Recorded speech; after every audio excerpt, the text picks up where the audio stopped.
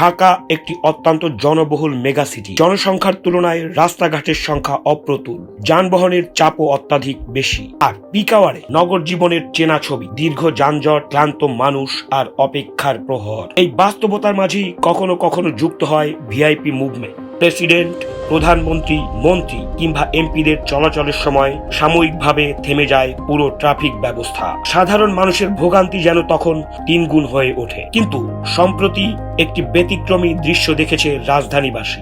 নবনির্বাচিত প্রধানমন্ত্রী জনাব তারেক রহমান ভিআইপি মুভমেন্টের বিশেষ সুবিধা গ্রহণ না করে সাধারণ নাগরিকের মতো ট্রাফিক সিগন্যালে অপেক্ষা করছেন নিজের গাড়ি বহন নিয়ে। কোনো রাস্তা ফাঁকা করা হয়নি, কোনো অতিরিক্ত সাইরেন নয়, শুধু নিয়ম মেনে দাঁড়িয়ে থাকা একজন সাধারণ নাগরিকের মতো। এই দৃশ্য মুহূর্তেই ছড়িয়ে পড়ে সামাজিক যোগাযোগ মাধ্যম। প্রশংসা, আবেগ আর কৃতজ্ঞতায় ভরে উঠে ফেসবুক ও অন্যান্য প্ল্যাটফর্ম। অনেকেই লিখেছেন, এটাই তো চাই একজন সাধারণ মানুষের নেতা। নগরবাসীর ভাষ্য, এই সিদ্ধান্ত শুধু একটি প্রোটোকল ভাঙার ঘটনাই নয়, এটি একটি বার্তা। নেতৃত্ব মানে শুধু ক্ষমতা নয়, ভিআইপি নয়। জনগণের কাতারে দাঁড়ানোর এই সিদ্ধান্ত হয়তো সময়ের হিসেবে কয়েক মিনিটের, কিন্তু এর প্রভাব মানুষের হৃদয়ে দীর্ঘস্থায়ী। অনাড়ম্বর সাধারণ আচরণেই গড়ে ওঠে অসাধারণ নেতৃত্বের পরিচয়। যখন একজন নেতা নিয়মের ঊর্ধ্বে নয় বরং নিয়মের মধ্যেই নিজেকে রাখেন, তখনই জন্ম নেয় নতুন আস্থা, নতুন প্রত্যাশা।